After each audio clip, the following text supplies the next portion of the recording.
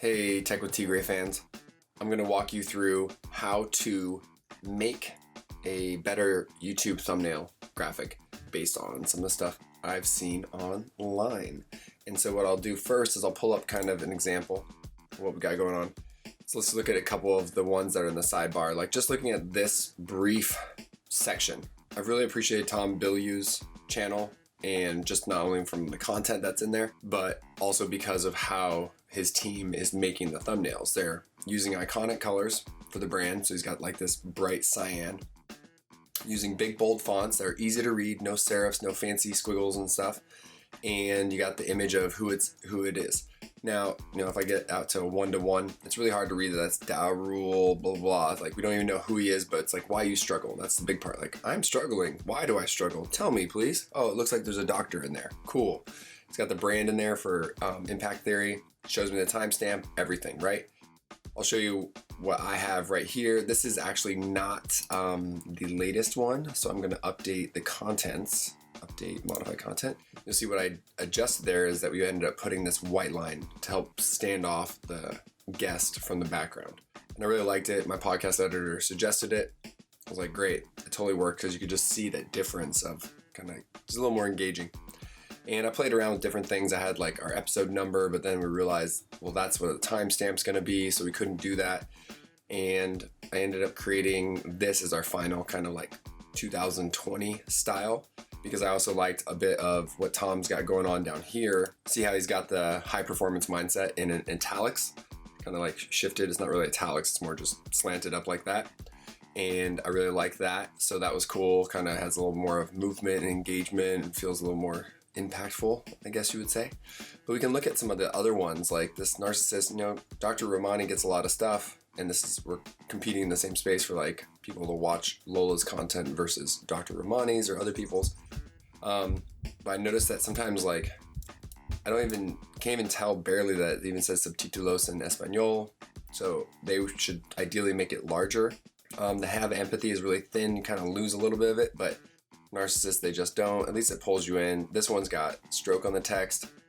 The grief and relief is okay, but let's like really get into what a 1-to-1 is, which is right there. So it's legible, but like, look at this one. Tons of views. So she's able to be getting, she either has a huge audience, I don't know her, but she got tons of views on this video with a really kind of hard to tell thumbnail, right?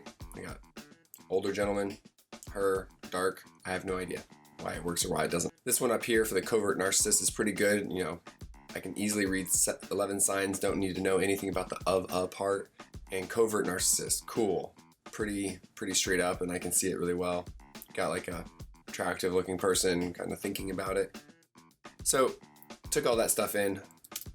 Yeah, we will save it. So now I have this as our base template, and so I use this for all of our future podcast guests. And what I'm doing is I'm going back and adjusting our old one, so you'll see what our old style was, and I'm going to walk you through my whole process of migrating that over into this so that I can create the new style and then upload it. So let's get started. What I'm going to be doing right now is then opening up my 037 episode with Stephanie Zamora, and you can find out all the stuff on empathtopower.com and Lola's channel at The Lola Pickett for YouTube. And so we go into the graphics episode, and I go for her YouTube cover in Photoshop, which is right up here. So we're going to open that one. And then I'm going to ignore that because I don't have to worry about it. And I'll grab our Stephanie Zamora, just to give you a little bit of background on why I built it the way I did. Facebook shares, you get impacted when you try to advertise graphics that have a lot of text in them. So that's why I made them smaller. Like, I think these graphics, for the most part, always pass the text overlay tool. So I put it in there. But when I look at it in the sidebar, when it does show up on YouTube, it is so tiny and I cannot read it. And it's just like, why would anyone pick it other than a pretty face, right? Unless the title that's next to it is really engaging, obviously it's not going to really work. So what I'll do here is just grab Stephanie's headshot, pull it over, hover over the tab, then bring it onto here. I'm gonna move it down because it just went into this forced adjustment layer onto the photo below it. And what I'm gonna do is I'm gonna actually take that guest curves layer It's just curves that we adjust depending on, because we're getting random photos from random people with different resolutions and lighting and everything, so it gets a little funky. And what I'll do is I'll also save this whole new file, this Photoshop file, into our Stephanie Zamora graphics. And that gets saved as our YouTube one. And I'm just gonna put new so I know that it's the new style that I've built. So that's now saved. I'm not destroying my old template because I'll be changing all this text too. So I keep the other one open, got this one open, and now I just relink that file because I wanna make sure that it is pulling that same Stephanie headshot. And I just press place. Cool. That's all there. What else we got going on? So that's set. I can delete this guest photo. I'm gonna delete this raster mask. Delete the layer mask. And we definitely can probably even turn off because she had a pretty good quality photo that's already been touched up by her photographer. So I'm just gonna let it be that, basically. That's fine. What I will do is just move her around a little bit, like pull her a little bit more into the photo. I like big photos a little bit, like, you know, a little more face. And you'll see what I've got here. I'll actually get rid of this ruler because this ruler is no longer usable or important. So this is where if I were to use this and double this up on my Yoast SEO for our WordPress podcast page, I would use this graphic on the SEO for the Facebook social share graphic. When you go into social or advanced, click on Facebook, you can add its own social share for Open Graph. This photo will go in there, but since Facebook crops all their photos to 1200 by 630, couldn't do it in HD, right guys? We lose this top bit of pixels, so I have to know that I don't want my title to go out there, so my title safe zone is between here and here, so I don't hit up on my logo. And then I also want the face to not go below here because then the timestamp is somewhere around here for YouTube.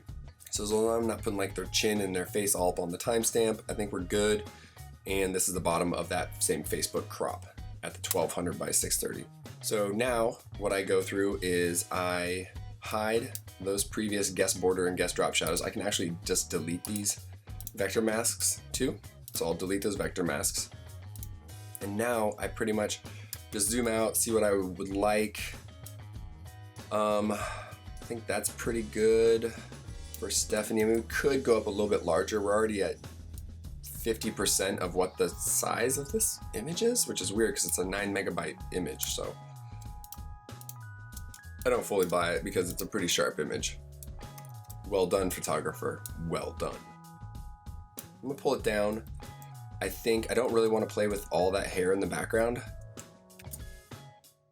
So now what I get to do is I'm going to draw my pen tool path where I create a vector mask around her because I'm going to then use that same mask for the guest border and the guest drop shadow. And the reason why I like to use vector masks, if you watch any of my other videos, which I highly encourage you to do, is that they really help with future proofing your masks in case you want to change them. I'm going to drop her down a little bit more just because I didn't like where that hair was kind of popping out and I have to do that many more path tools. So I get rid of my guides and then I just basically choose where I want to start. I'm gonna kind of go up here and then it's really a matter of really learning the pen tool. And so I'll talk about it as I go through. So when you're using a pen tool in organic shapes, you want to always click and drag. This took me a while and you're just gonna have to practice it. If you're a newbie to this, you just keep doing what you do because it takes a while to get proficient at being able to do this, especially with the mouse. You know, I never switched over to a stylus. The mouse has always been just my friend. So you'll see that I'm just not really caring about all the super flyaways. I'm just getting kind of the bulk of the hair. And again, you can do this to whatever style that you want. You don't even have to do this. I just like it because it was a bit more graphical. It pops out, you know, the red really attracts our attention. I'm actually gonna ignore this whole strip that's kind of right there. So I'm just gonna say we're going away with that strip of hair. And then we just keep on moving through. And so I like to aim for where there might be a natural crotch or joint with a path tool. And you saw I have 36 more of these to do. So I'm just not really caring about perfection anymore because I got other things to do. And is this making me money right now? No. So This is more just so that we can get potentially more clicks on the sidebar because our thumbnail is more appealing. Now, there's also the strategy of what is your headline even saying, right? Like, is it even click-worthy? Does it seem to solve a problem? Am I gonna learn something? Is it just gonna be boring talking heads talking to me? Yada, yada, yada. You know, Lola's podcast is awesome, and I think the people that we have on the podcast are great, and Lola does a really good job of moving conversations through so you don't get like crappy interviews, which is great. But, you know, that happens, and people, you know, if they see a timestamp of 50 minutes, they're gonna be like, ugh. So you'll see that since I know that her hair is going to be off, I come in and out. I'm not going to try to like go around and then come in and fill in that stuff. So I may keep this one just for S and gigs and pull this up and then come down here. Now, this is where you could get really finicky and really care about stuff, and my OCD side is kind of tweaking out right now. But I'm just gonna have to be with it and tell it to go hushy pushy. What I could do, this one doesn't have as many examples as some of my other ones, but so we've basically done the outline. Now I wanna do the inner parts. So let's say if I wanted this to be a punch out, I would draw this one in, click. I would potentially even, you know, like come up here and maybe draw a little bit of this in. Now, I may not want to do this when I see what the final rendition is based on how this all looks. But I kind of also don't want this ton of green to be coming through. I mean, you're still going to get a little bit, and we can always mask it out with a hue saturation layer. But we've got the majority of our cutouts there. So now let's right click this and create vector mask, make sure I'm on the layer. So now we got our mask, right? I just deselect so we get that. We have a lot of green cast on this. So what I'm also gonna do is actually do a new adjustment layer for the hue saturation, and I'm gonna grab the greens and I'm going to pretty much desaturate them out if I can help it. And I wanna see if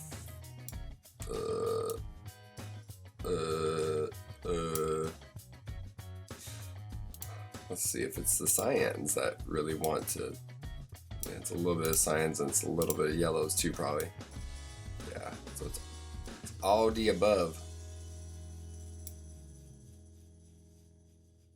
That's fine. Then we just check and see how much that's like impacting the rest of the photo, and it's impacting a fair bit. So we're gonna invert that layer, press B for my brush tool, make it a really soft, like it's super soft, zero hardness. And then I'm just gonna come in on the edges and I'm gonna paint back in white so that we can make that layer adjustment happen on the edge versus out in the face and body. So that looks pretty good.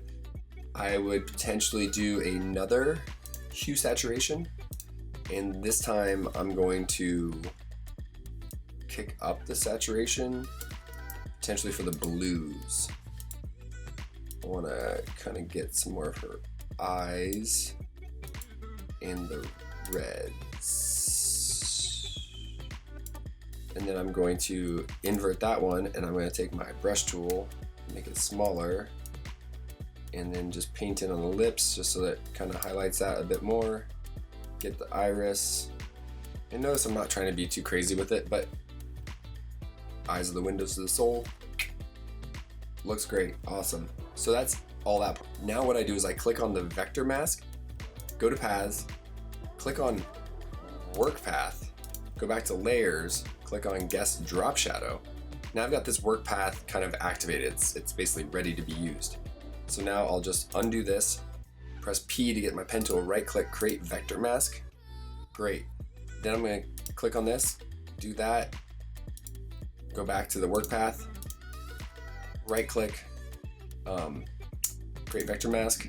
Now I've got my fancy image attracting stroke. It's a little bumpy on this outside, but whatever, it is what it is. I'm not gonna be perfectionistic about it. Now I need to actually go back and see what we called it, post-traumatic growth. So what we want to do is we're going to delete this little short from this filler word, post-traumatic growth. Post-traumatic growth. Now, the nice part about all this, what I'll do is I'll shrink this part up, and my computer is getting angry at me because my hard drive space is very small. I'm gonna hit this. Why is that slightly, okay, I was just seeing this weird red halo at this zoom layer that I was not pleased with. Turn back on our guides, make sure that we're not gonna go out of bounds with the Facebook crop. So there you go, Stephanie Zamora. I think I can remember how to spell her name. Stephanie, I knew it. Stephanie Zamora. I wrote to her with the wrong name. I'm so sorry, Stephanie. I did not mean to. I just was being an ass and assumed. So there we go. So Stephanie Zamora. I'll probably move that over just so that we can see it a bit more. So we got post-traumatic growth with Stephanie Zamora. All right, I feel good. I feel like her chin is off of that line, gives us space around the clock. It's looking good. We'll zoom back out a little bit, turn off the guys, just kind of see what it would look like nice and small. Yep, post-traumatic growth with Stephanie Zamora. Impact the power. Awesome, and then I just do Command Option W. And then I like to save it as a JPEG, about 75-76% compression or quality. You do 100% because up to like 2 megabytes I think is what YouTube's limit is. So you can. Sometimes the reason why I compress it is the difference isn't much, and then it helps when I do an additional compression with Image Optim when I upload it to WordPress. So then I go export, and we're gonna export it, and we're gonna save it. And I'm using my much favorite default folder X, which I love. So now I just save it in here, and you wanna put the full name, like the SEO name or at least the title name of it in the file name. So I was told. So we save that file, we're basically done with it. We can close the old Stephanie Zamora one, done with that. Now I come back over here, find the Stephanie Zamora, click edit details, and then I click on the little dot, and I go change, and then I go over here. Oh no, we put it in the wrong folder. All right, well, we'll grab it for right now. Save, sweet, post-traumatic growth, there it is. And now, when I go to Lola's channel on YouTube, I should see in our uploads these new graphics. And now, hey, like, when you're highly sensitive, I do not like the autoplay. I wish you could change that. No, you can just see the difference. I haven't changed much in terms of the branding. We're still doing like the McDonald's mustard yellow, gold, but you can read almost instantaneously what the title is about in the graphic, or visual. We're not going to read the actual title, which is the same thing, in the text versus the image. We're going to go straight to the image because we like images and we like people. So we see people, we see images, we're like, oh, color. And we go and check it out and we see, cool, post-traumatic growth from maiden to mother. And then we can decide to dive in and consume more of it. And then we just keep going through all the ones I've got to do. And hopefully that was really helpful. I would love it if you would subscribe, throw me a like, leave me comments about stuff that you would like me to cover. I'll be covering lots more about my processes using Adobe, using different video software like ScreenFlow. Check out the ones I like to recommend and that I use, and I really hope that you have a wonderful day.